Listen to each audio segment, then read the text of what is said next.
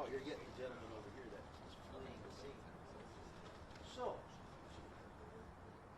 it'd be interesting to find out whether or not there are some subsequent conversations between John Bolton and Mike Pence.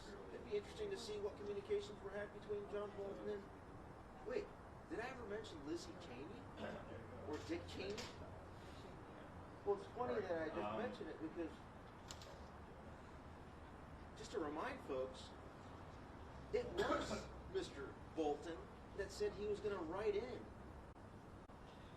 last election cycle Liz Cheney for president. He stated so. So why? Wait, you know what comes to mind when I hear that? So if he's going to write her in, he probably has a relationship with her. Okay.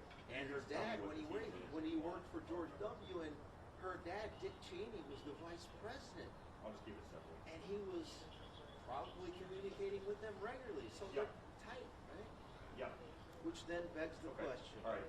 John Bolton. How much did you communicate with Liz Cheney as it relates to the insurrection cover-up on January 6th? Turns himself into federal authorities one day. I digress a little bit. Let's go back a little bit to 2018 to 2019. Coming out. 2018 to 2019, folks. Isn't that the same period of time? Ignoring questions from reporters on Friday morning when General Flynn was being persecuted to the maximum? The former National Security Advisor was indicted by a grand jury Thursday on 18 counts of illegally retaining. And wasn't that the same period? Not that I believe it. I know it was. Because I had a first or second row seat to the entire fiasco of deep state. The indictment alleges Bolton shared more than 1,000 pages on his date every hearing. The indictment alleges how much of a role Johnny Boy Brennan was facilitating helping by top corporate Mike Pence of his day-to-day activities, including some classified information according to authorities with two family members. Help him remove General Flynn so that John Bolton could take that position.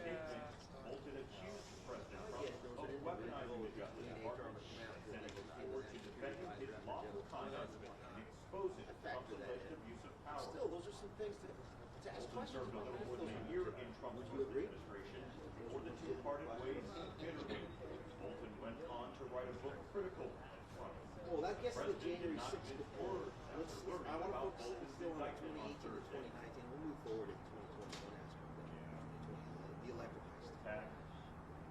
So 2018, 2019. You got to remember, this is in May of 2018. Remember when Rod Rosenstein was fired, and Jimmy Homey was fired? John Bolton could face up to 10 years behind bars. That rattled the deep state. So what do they do? Let's usher in. John Bolton could face up to 10 years behind bars. Though it's unclear what jail time. I don't know. She may have been. You fact check it if you can. So 2018 to 2019. Remember, you had 2017. Bolton could face up to 10 years behind bars if convicted. Then in Greenbelt, Maryland, outside they federal start court, going after Davis Font Fox. them in earnest. And then in 2018 is when President Trump starts with the removal. His lawyers from the lobby. Is that good? Okay. Jimmy Homey, Thanks, man. right? He's like talking on the phone. So remember, there's this Russia probe. Then the cover-up to that was the Mueller. And then, there's so much talk. Everything on this graph over the last several years is just coming together, right? It's all coming together. And John Bolton seems to be the guy that is the easiest to look into and look at his communications to determine, oh wow, were you providing top cover to Double check and make sure I say alleged. Were you providing top cover? By the way, Rod Rosenstein. So herein lies the problem, okay? Rod Rosenstein used to be the U.S. attorney for this district, for Maryland. He's the only individual that of the 93 U.S. attorneys. I get it, 94 districts. There are 93 U.S. attorneys covering the 94 districts. He's the only U.S. attorney that stayed from George W. Bush and stayed on into the Obama administration. So it begs the question. So 1 out of 93 U.S. attorneys Is it the 280? is asked to stay on or let stay on. What kind of dirt does this kid have on political files? Or was he the conduit? No, just this little green. See the green? Facilitate deep state fake news. The little green thing? He's It'll worthy of turn scrutiny. orange. Now he was appointed by Bush. So I wonder how much John Bolton knew about this since he's close with that I network as well. thought that was These are questions that I ask myself as soon as I kind of hear things coming out like this.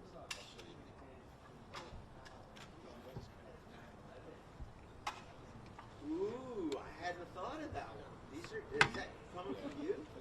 See, that's why. It's good though because This is like a premier operative here. Holding camera. sit down. This is totally fantastic. Oh, huge crowd for this. You gotta remember, I think he's walked in already. He's already walked in, hasn't he, sir? Sir? He's already walked in.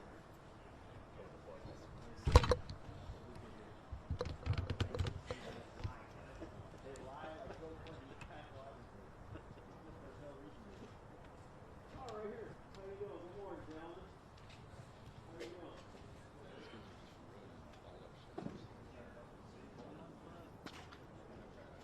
No, I think they were. He's got a monitor. Some good interview. I'm gonna go in. Okay. Does he still have a USB stick in there? In his mustache? With all the information? So, hey sir, you want to jump in? Give commentary? Introduce yourself? We'll take a little break before we go on to the next part of Bolton. So introduce yourself. I've seen you before, haven't I?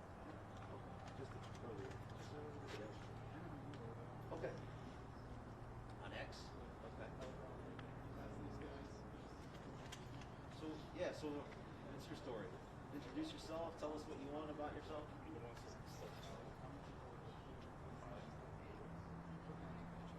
Okay, go ahead and take over this conversation. I'm disappointed that Hillary was not there. Thank you. Attorneys were able to bamboozle a way to postpone. In essence, but in essence, I apply that to Howard. Same with James, Bill. Jim Cohen, the head of oversight committee, basically said, you know what? Because I'm weak, I'm going to go ahead and let Comey not testify about it. Oh, and same thing. What's that? James Comer?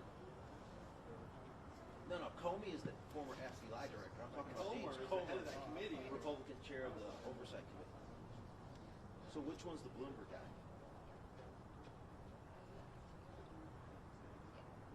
Oh, with the white camera? Okay. White and black striped camera. How'd you find out he was asking? Yeah, they're a little bit. Why didn't they tell me?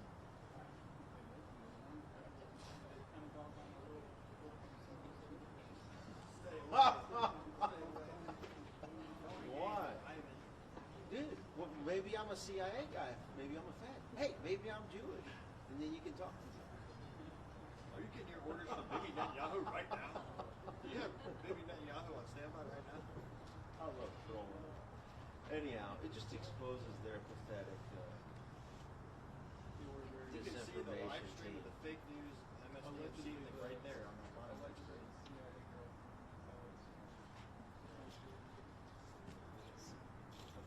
She asked that? I get more viewers than her. I think it's more viewers than her. We get paid. Security. Where do they get the money? He's speaking truth in my vicinity. Speaking loudly in the middle of her shot. I'm not even loud. How does she make money? Big I haven't even raised my voice They're very once. timid. They're very timid and they're very boring. They're very robotic. NPCs. They are incredibly. No, so I like how you deflected though. It's good. So tell us about you. That's what I'm here for. I'm here for practice because I don't know how the sausage is made. You've seen some of my sausage, right? 'Cause it's pretty transparent. I've seen it. You kind of see it. You just want to see it like live in person, experience it. You can't learn indicted in December. Alex Jones broke that. Yeah. So he was right about Letitia James. He was right about James Tish. Comey. Tish. Big Tish. Peekaboo. Big Tish. Big Tish, peekaboo. Reaped what she sowed. Are you going to be down there in Norfolk next Friday for Big Tish? God willing. Yeah, God willing. You going to go down there for that? Are you ready to see the Tish live? Walking right by you. Tish live. The OnlyFans star has been staying in one of her houses. You do content?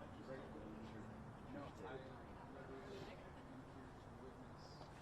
No, but do you Mic check 1 2 3 4 5. Mic check 1 2 3 4 5. You're going to be okay? You're not gonna Mic check 1 2 3 4 5. Yeah. Mic check 1 2 3 4 5. Mic check 1 2 3 4 5. I choose to be cool. People think I'm all Good. scary. I could raise my voice. I could escalate. I could use expletives. I could get more aggressive. There's no need to. We're made in the image of The God. exposure itself is devastating, right? And they know it's safer for them to just flee and not mention. So many fake news people were reporting. So many fake news people reporting the news literally looked like they had no life and they were so demoralized when they had to report that John Bolton got indicted. All right, so let's go back to kind of the nuts and bolts and the sausage of what I think is going on here. You got to keep in mind that John Bolton's been in the system for 4 years. We pull all of his communications. Yeah, they got 18 indictments for classified information and distribution. Basically the same thing that Hillary did, right? And but amidst all of that, you're going to be able to see his communications with the Cheneys, the Bushes, the Mike Pences of the world, the Rod Rosensteins, and that's where I left off before the verdict. So Rod Rosenstein was the U.S. Attorney for the District of Maryland, which is here in Maryland, and he was the only U.S. Attorney of the 93 in the nation that stayed on from George W. Bush into the Obama administration, and then was later elevated to be the Deputy Attorney General. Okay?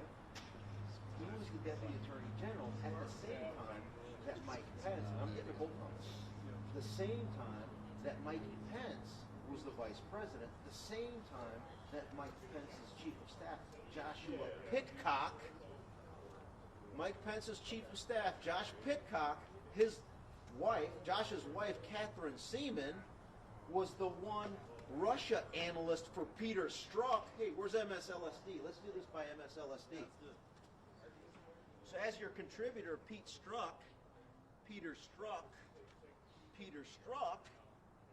his senior Russia hoax analyst was Catherine Seaman, married to Josh Pitcock, who worked for Mike Pence as his chief of staff.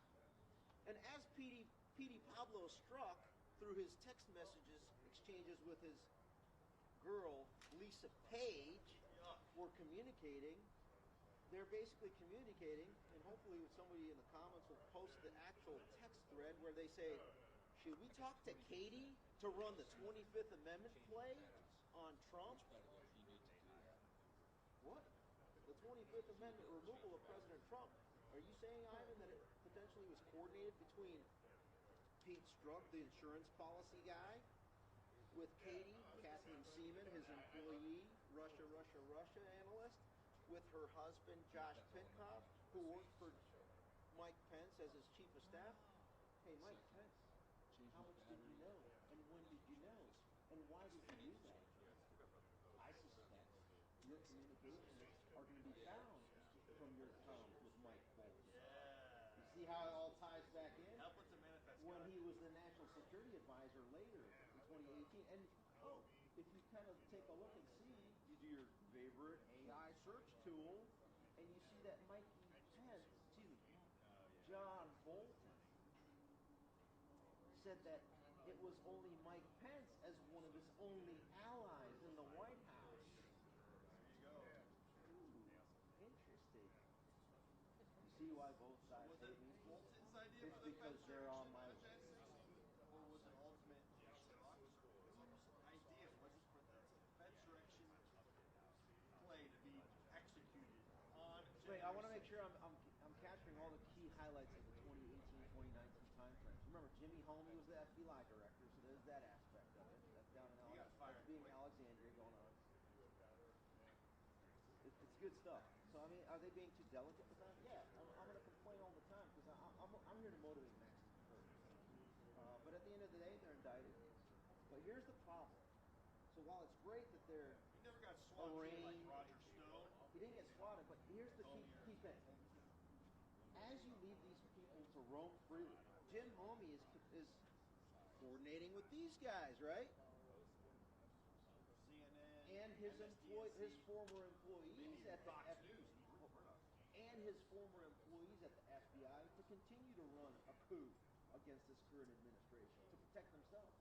Number two, this guy Rod Rosenstein that I mentioned, if he's tight with John Bolton, do you think he's going to try to make sure that the U.S. Attorney's Office is leveraged or is filled with his own people that he used to work at so that John Bolton walks freely? See, these are the behind-the-scenes moves that are going on that are not so much in the courtroom. They are going on as they roam freely, communicating. Who was Bolton talking to within the last 24 hours? Was it Hillary Clinton? Was she saying, we're going to get you out. We're going to kill Trump.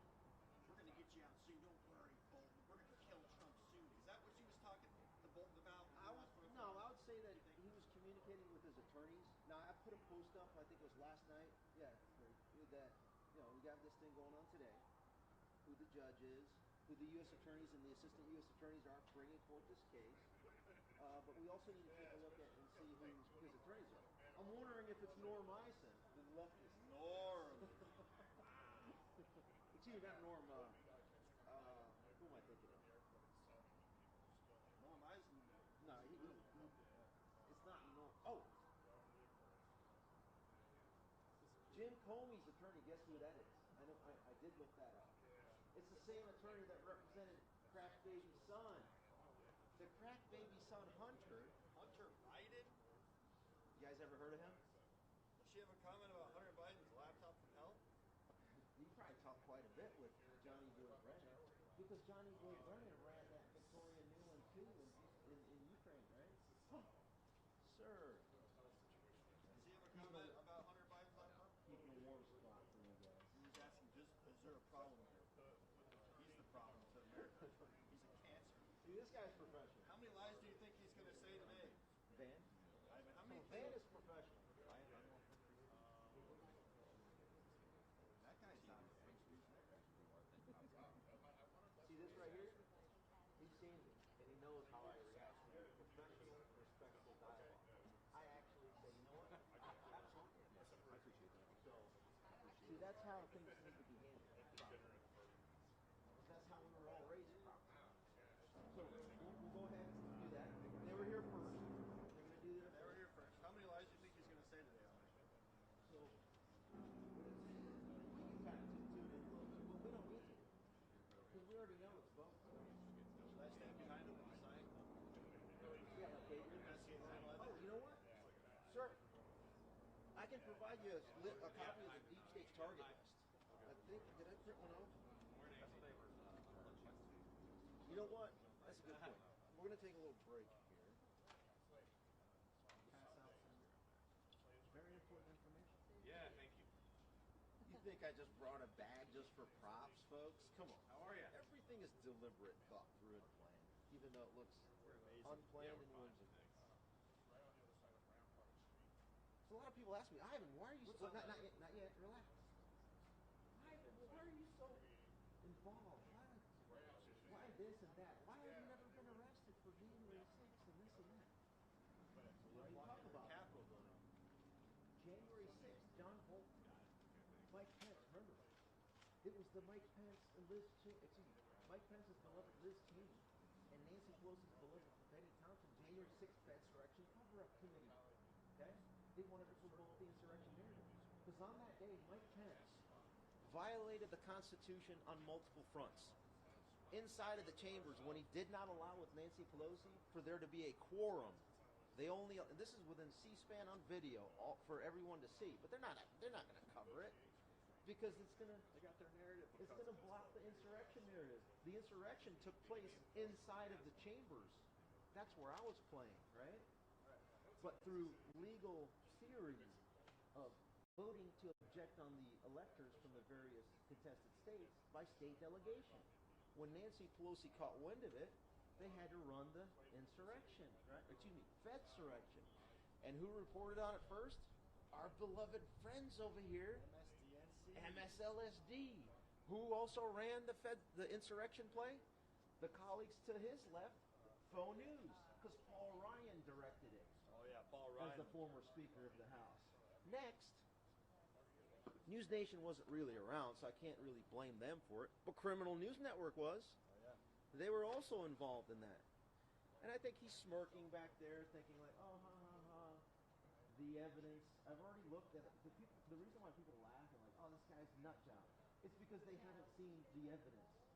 And when I say evidence, I'm talking about there's not a single person out there in the entire disinformation complex that has interviewed the following people in the collective.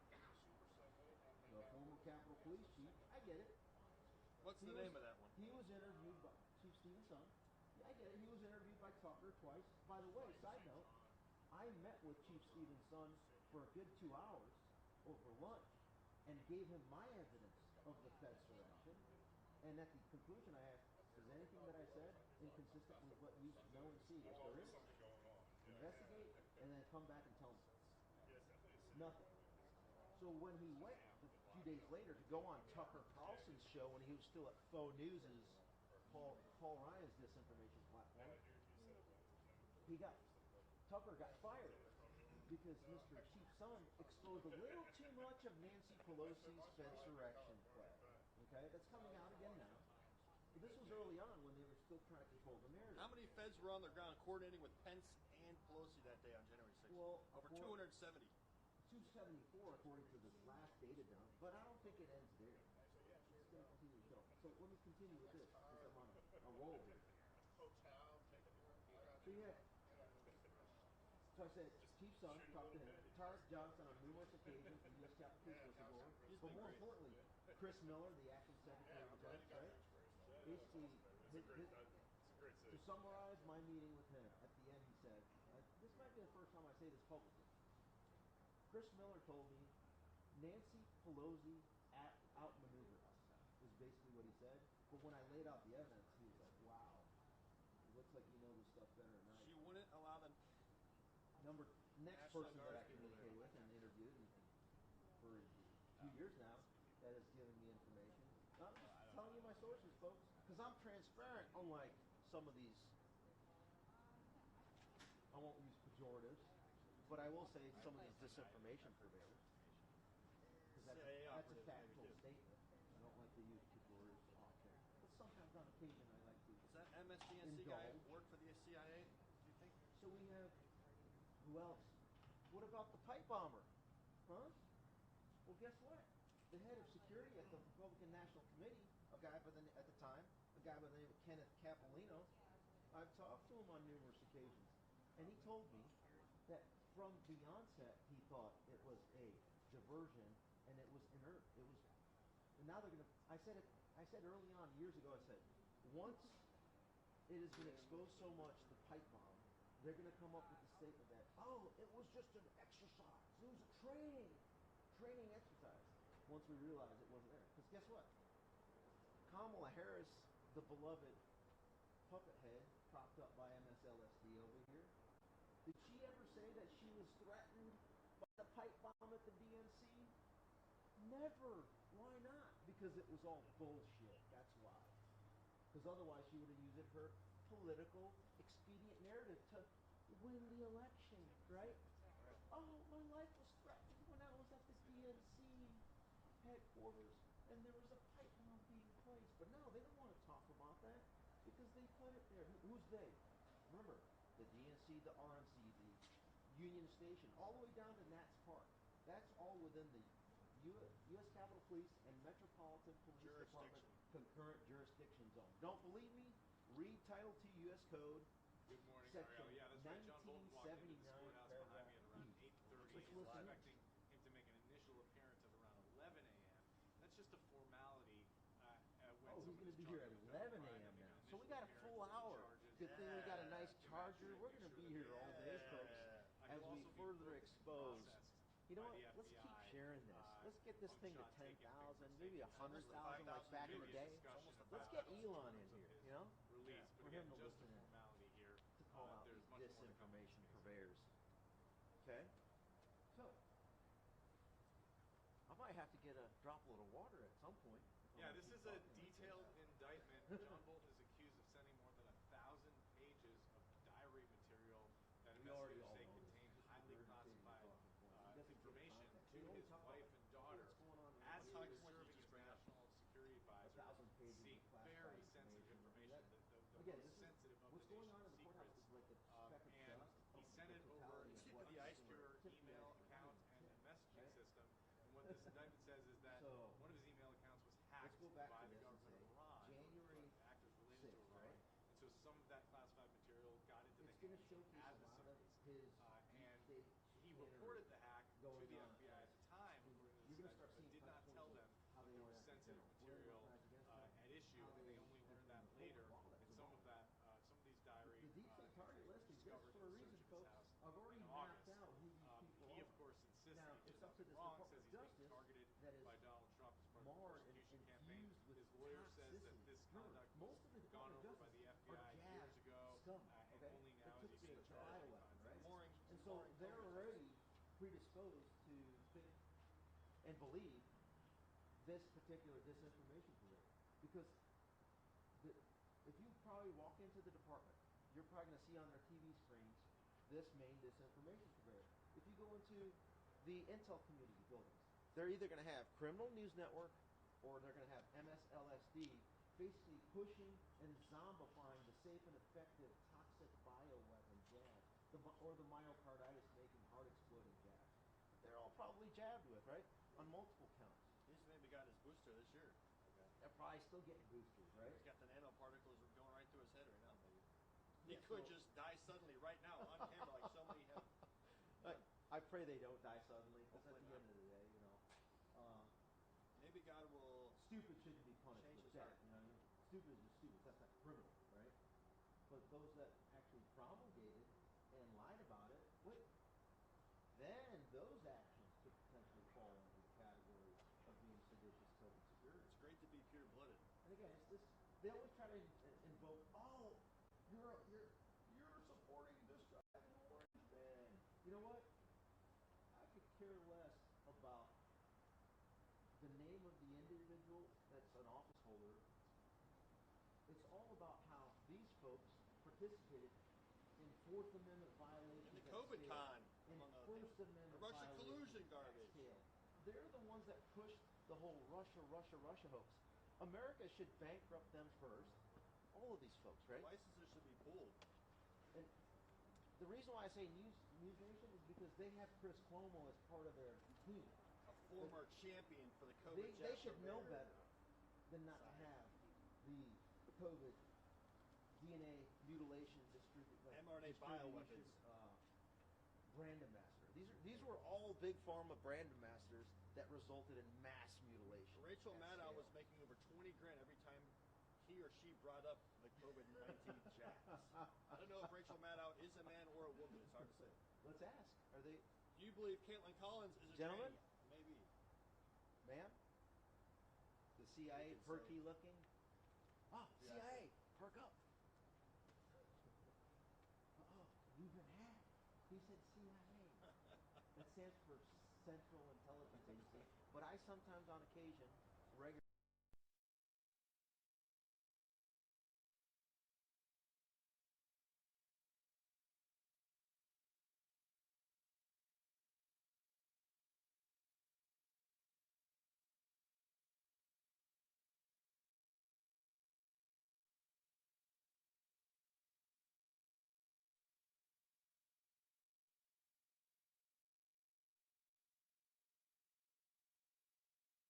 making sure that federal employees are paid, that our troops are paid, Border Patrol agents, TSA agents, air traffic controllers, and everyone else who relies upon the vital services of our federal government.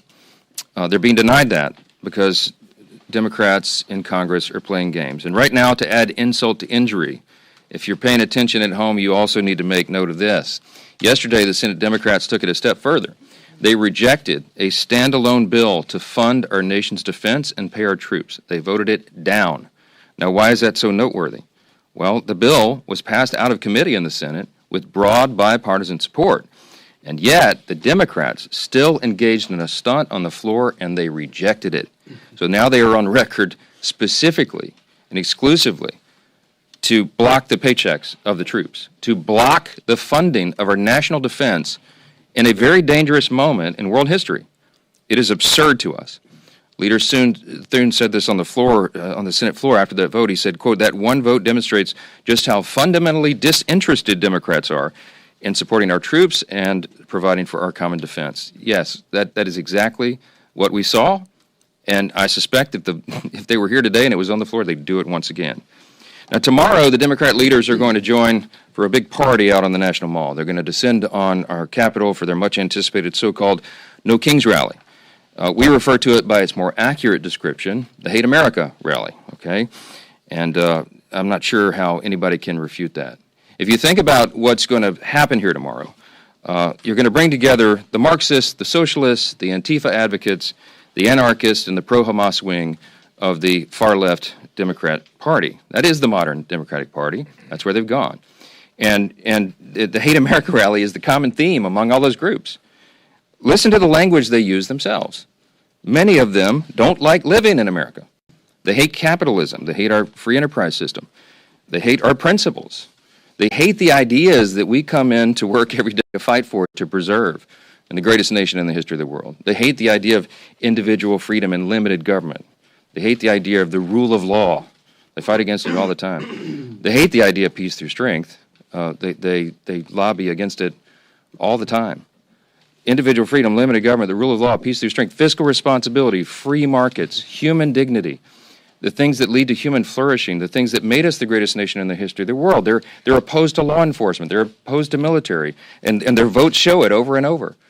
That's the collection of voices that you'll hear tomorrow that the Democrats will go out and raise their hands with and cheer with. And some of these people are so blinded by their hatred of President Donald Trump that they can't find one reason to celebrate America or all that we've accomplished and continue to accomplish under this new administration. Now, obviously, every American has every right to exercise their First Amendment freedoms. I'm personally a big advocate of that. I spent the first 20 years of my legal career in the federal courts before I came to Congress defending the right to free speech. They have the right to do it. Republicans, by the way, are the party that fights to maximize your liberty. And we believe, just as our founders did, that every American has been endowed by God himself with unalienable rights, and that includes the rights to life and liberty and the pursuit of happiness. But tomorrow, this rally is not about freedom. It's about the opposite. For many of our Democrat colleagues, tomorrow is about creating really a spectacle. That's what they've been doing here every day of the shutdown with their little TikTok videos and their publicity stunts, and they're going to do it in a much larger venue tomorrow. And as the shutdown drags on, it's becoming increasingly clear that this spectacle is the reason the Democrats have refused to reopen the government. Just read a sample of the materials that this organizing group has circulated far and wide about the event tomorrow. They distributed talking points cheering on the shutdown. I mean, they're urging this on. They love this. They're cheering on Chuck Schumer's decision to close the government, and their lead organizer said this. This is his words, not mine. Quote, "He hasn't surrendered yet. I call that progress." Maybe that's what led Chuck Schumer to say that every day of the shutdown gets better for us. That's what he said. Since then, Democrats have had their 7th, 8th, 9th, 10th, 11th opportunities to reopen the government, and they have obeyed the mob. They have listened to that. On Wednesday, this is pretty ominous. I don't know if anybody's reported on this, but you should. The lead organizer of tomorrow's event issued an open threat to Democrats in Washington, and this is what he said, quote, "The cavalry is coming in on October 18th, and they're either going to be celebrating you or they're going to be calling for new leadership in the Democrat Party." Now, I know who heard that.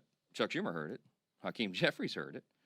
And their actions and their votes show that they are taking that as an order.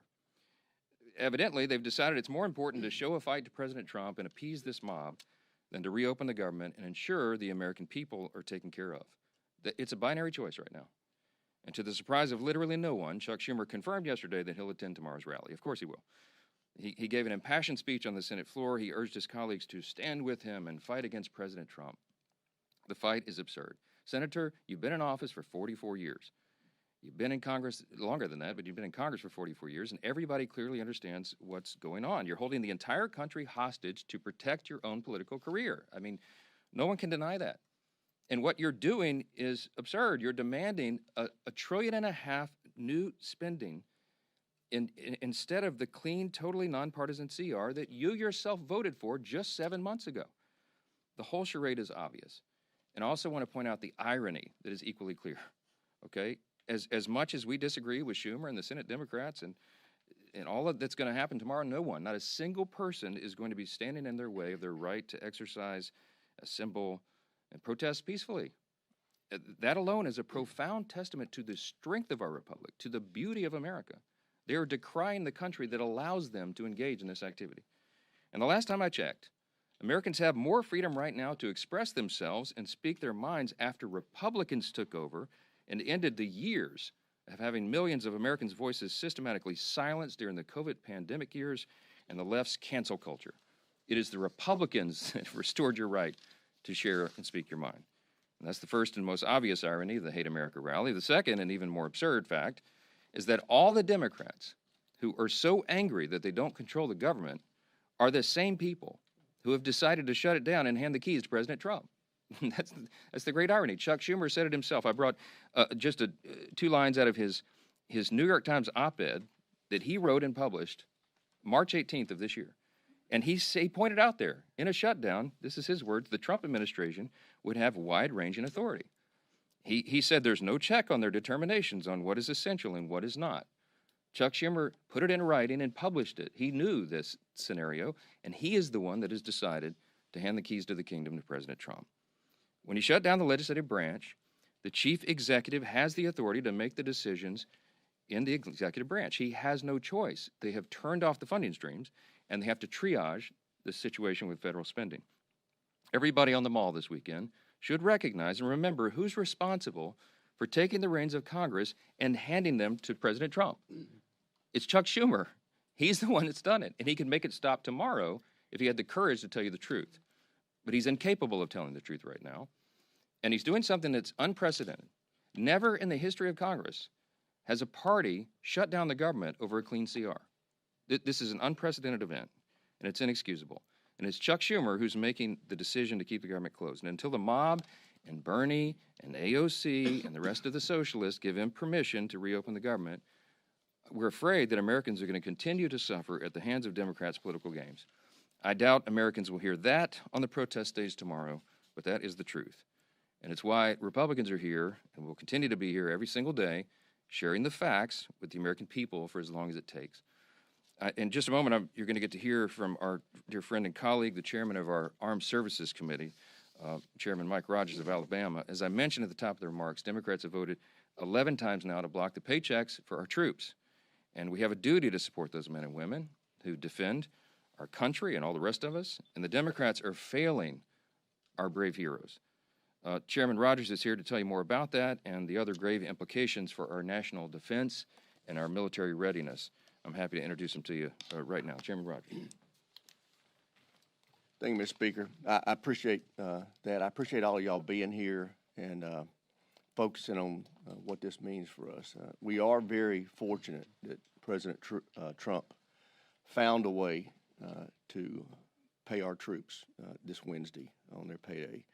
For those of you who aren't aware, this country has never, for the last 148 years, because of congressional inaction, failed to pay the troops on time. 1877 was the last time. That would have happened this Wednesday, but for what President Trump did. I do want you to know that that option is not going to be available in 2 weeks for their next paycheck. We had 2 million service members that were able to get paid this week because of President Trump's creativity. And these are families that are serving around the world, many of them in very unfavorable conditions, making huge sacrifices for our freedom and safety. And most of them live paycheck to paycheck. Most of them have less than $3,000 in savings. and 1 in 5 of them only have one source of income. So this is very real for these folks. Now, the 500,000 civilian federal employees, they're going to miss their first paycheck next week, and then the rest of them the week thereafter. This is going to get really painful for a lot of civilian employees. Obviously, I think about the DOD civilian employees, but throughout the federal workforce, people will start missing their first paycheck next week and the week after, and it is solely at the feet of Chuck Schumer and the Democrats in the Senate. This body has passed a funding bill that just continued the Biden budget for a few weeks while we negotiated, and it's the Democrats who have decided to shut this government down. Another consequence that we're dealing with, we were just informed last night by the National Nuclear Security Administration, the group that handles and manages our nuclear stockpile, that the carryover funding they've been using is about to run out. They will have to lay off 80% of their employees. These are not employees that you want to go home. They're managing and handling a very important strategic asset for us. They need to be at work and being paid. Other things that some of our civilian and active duty, the active duty employees are having to suffer is they don't get to do routine medical and dental care when they're in a shutdown. They don't have tuition assistance when they're in a shutdown. If you're got a permanent duty change of station that's occurred during the shutdown, you're just stuck. Your apartment may already be closed. You may be your furniture on a truck going somewhere, and you're just stuck in limbo. All these things are real life problems for people that are being imposed on them by the Democrats. Russia, China, Iran, North Korea, their governments are not shut down. These are the members of the axis of evil that we're having to deal with, and we need our Defense Department operating on all cylinders. Y'all know we've recently passed the reconciliation bill. We're in the middle of contract negotiations for nuclear submarines, for destroyers, for aircraft carriers. All that had to stop because of this.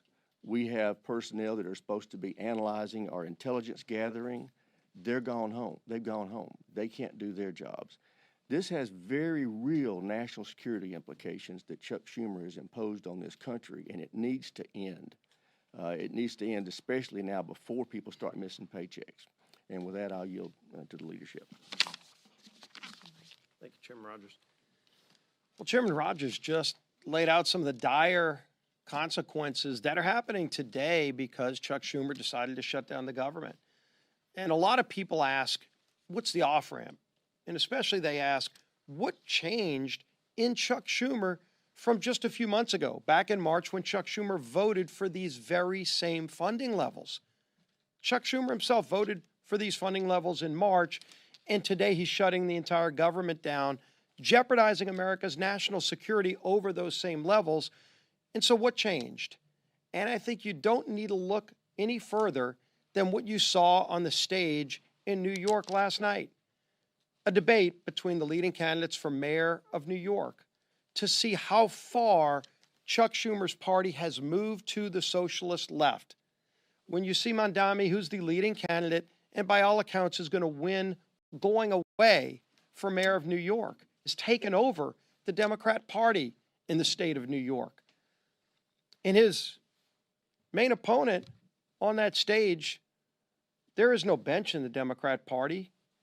It was disgraced former Governor Cuomo, who was run out of office for, among other things, instituting policies during COVID that led to the death of thousands of senior citizens. That's the best that the Democrat Party has to offer in the city of New York. And so Chuck Schumer's watching all of this and recognizing that from March till today, his own party has moved so far to the socialist left that he's now afraid for his own political future. And to try to hold on and grasp one last ounce of power for himself, he's willing to jeopardize millions of American families. And that is who is paying the consequence for Chuck Schumer's actions, for the tantrum that he's having. He is more concerned, as the speaker pointed out, at impressing the Hate America rally crowd that's coming up here tomorrow than he is about not solving all of our problems. Tomorrow, if he voted today to open up the government, it wouldn't solve our differences. And we all know we have big differences. We have 3 appropriations bills that are in a conference committee that, frankly, Republicans and Democrats on those committees had already worked out the differences. And it was Chuck Schumer who walked away back then a few weeks ago and decided then he was going to shut the government down. Not because we had really big differences on those policies, but because he needed to appease the radical base that had taken over his own party. And so maybe as Chuck Schumer starts realizing the consequences of his actions, and maybe it's the people that are holding Chuck Schumer hostage that we need to make an appeal to release Chuck Schumer so he can release the American people. But over and over again, we're going to keep talking about the damage that Chuck Schumer's actions in shutting down the government are causing on real people.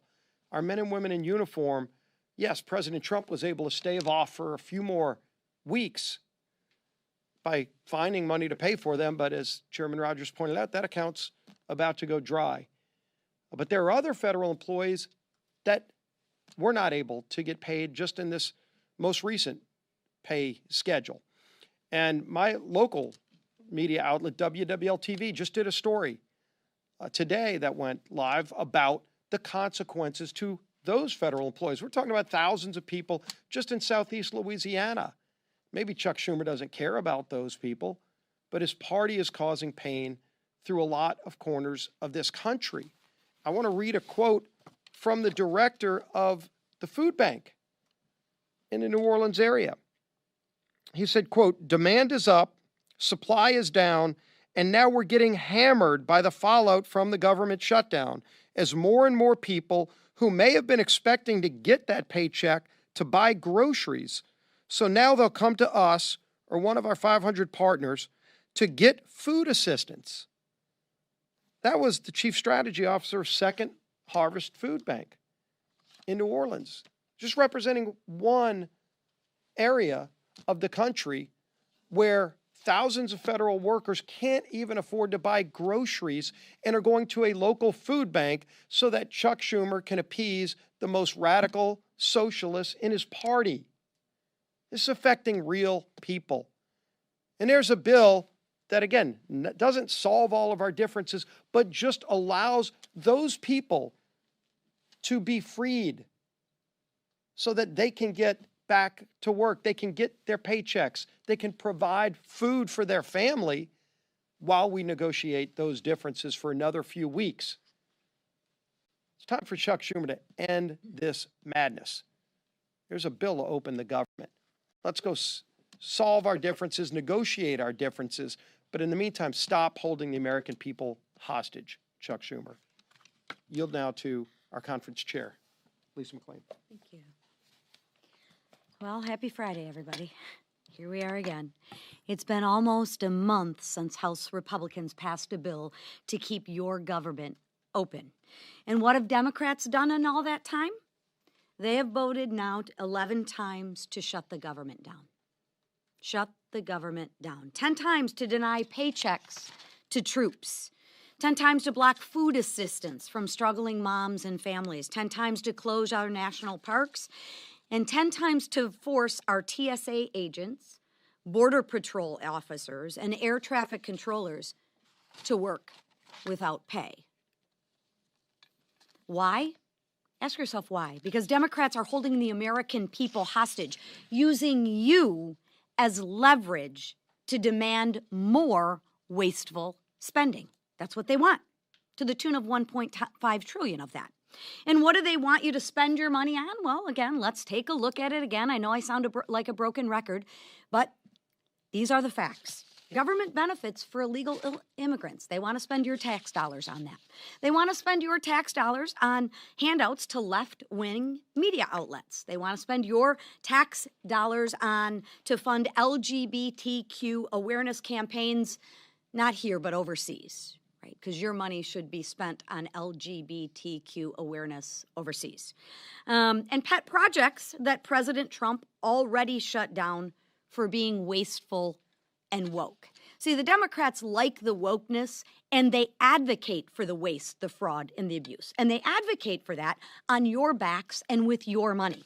It makes no sense until you see who's really calling the shots. This weekend, we'll see mobs of radicals at the I Hate America rally.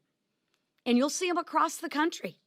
These are the same activists who pressure Democrats to keep our government closed, to hurt you, to divide us, and to push their far left agenda. So when you see those images, remember this. This is who Democrats are fighting for. Not you, not our troops, not the hardworking moms down the street. They're fighting for the most radical voices in America. And make sure that they own that, right? It's time to stop catering to the protesters and start standing with the American workers. Open the government, pay our troops, reject Chuck Schumer's dirty little deal, and let's get back to work for the American people. Thank you. Okay, questions? Yes, sir. Mr. Speaker, what's your message to the 170 or so U.S. citizens who have been detained by ICE? About 20 of them are children. And to your GOP colleagues, do you support ICE raids in the agriculture and hospitality sectors of your districts? I don't know what you're talking about with the children. I do know that ICE is. 170 U.S. citizens, according to ProPublica, have been detained by ICE so far since January. Okay, I haven't seen that, so I'm not going to comment on it. But I will tell you that ICE is doing the job that the American people demanded that they do. If you look back at the election results of 2024, it was overwhelming. And virtually every poll noted that the border and the issues that came from the open border were the number one issue on the minds of Americans. It's largely why President Trump won such an overwhelming victory in the election, won all 7 swing states and 75 million popular votes.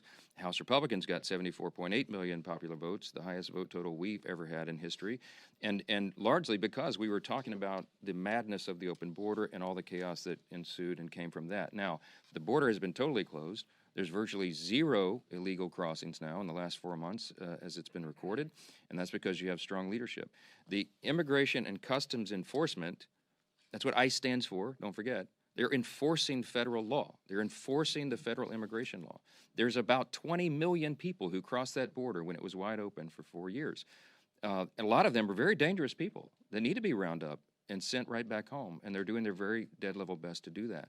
But anyone who breaks our law has to make account for that, because you have to enforce the law or you don't have a sovereign country. If you don't have a border, you don't have sovereignty. The administration is doing the best they can. They're trying to ensure that we get some sanity back to the situation. Ultimately, we need comprehensive immigration reform to deal with all this.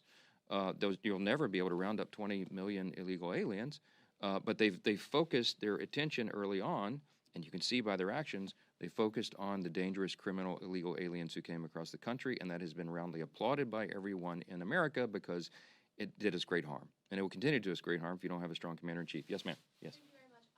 Hakeem Jeffries earlier today said to expect swift legal action if Adelaide Grijalva isn't sworn in today during the pro forma session.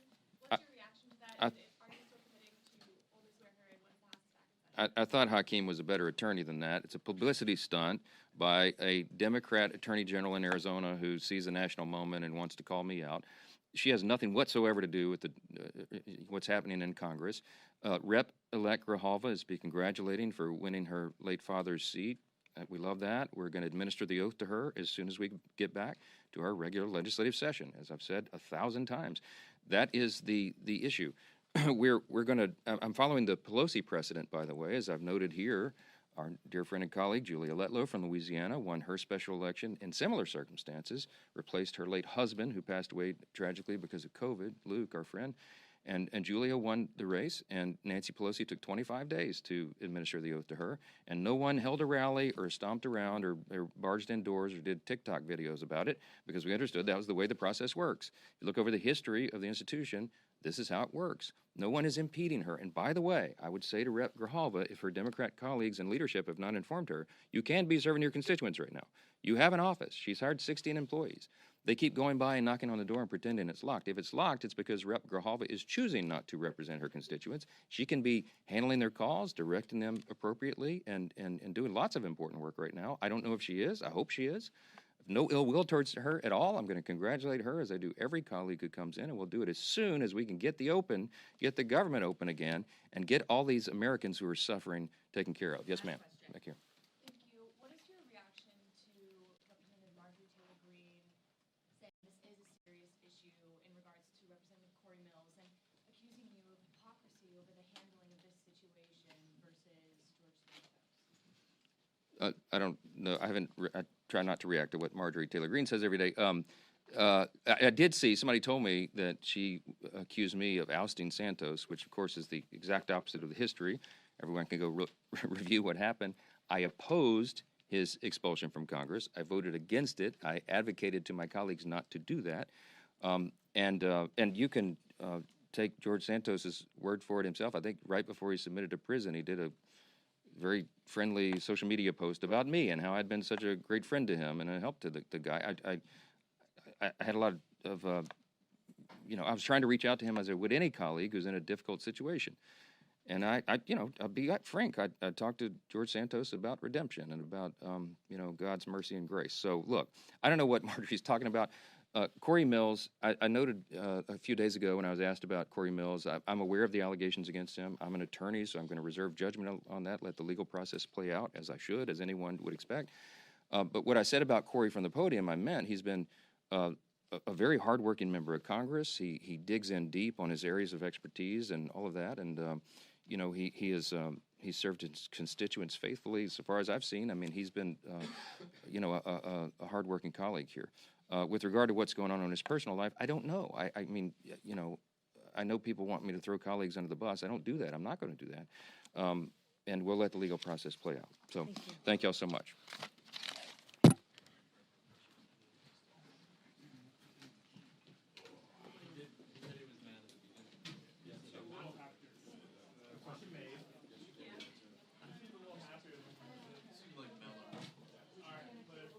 I did.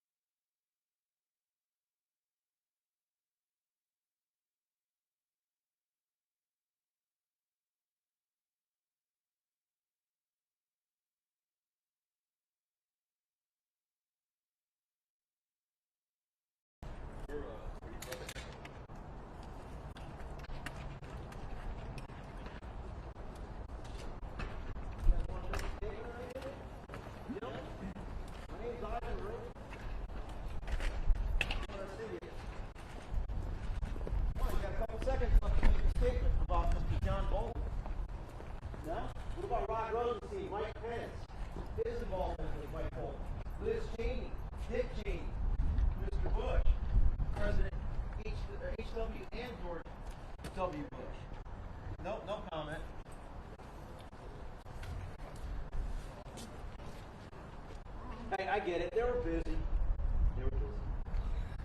Sure. I got to represent a scumbag. Well, I don't know who those individuals were, so I'm not going to lay any sort of. Those could have been the.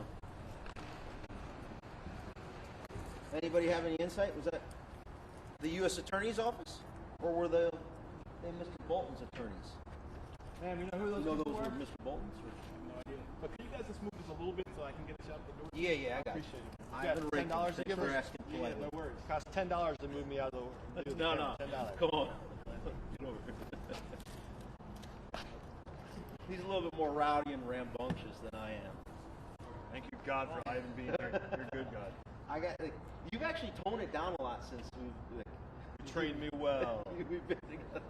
Because you get a little. Great. Because I've gotten comments. People are like, "Hey, dude, your camera guy." I was like, "That's Joseph Bill Daniel." Yeah. You need to calm him down. I'm like, I can't control him. I can only make suggestions.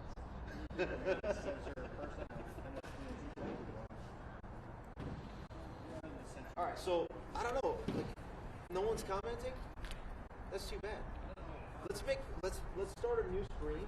Hey guys, I'm gonna start a new screen, and I'm gonna make sure that the comments are on, so you guys can ask questions. Stand by. Put my X account on alerts. We're gonna go ahead and stop this screen.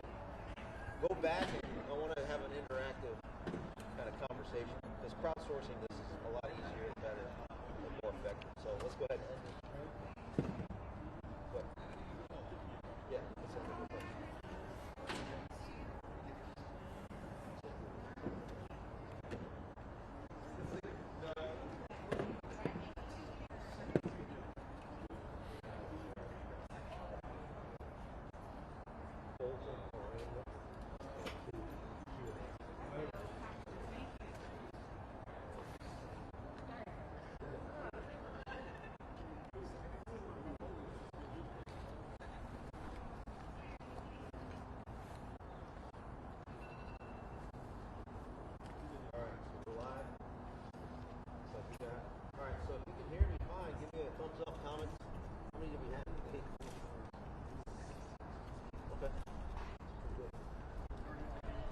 All right, here we go, folks. This is going to be more interactive, so you can actually ask questions, comment. Hopefully, it doesn't get too wild. Because I guess I didn't have the comments on last time. It's on. Okay, good. Cool. As we get people in here, let's take the first question when we get like back up to maybe 1,000 or something. Is it going pretty quick? Okay, so while we're waiting on folks, please comment where you're. Please comment where you're coming in from.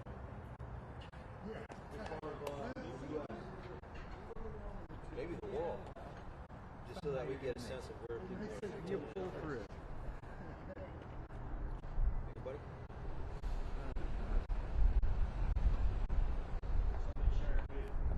Thanks for sharing.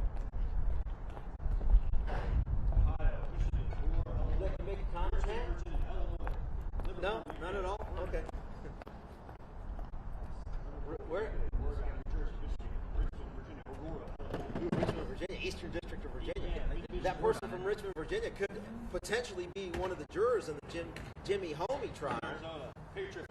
Or maybe the jury. Coming from Miami, Florida. Miami, okay, that's a little warmer.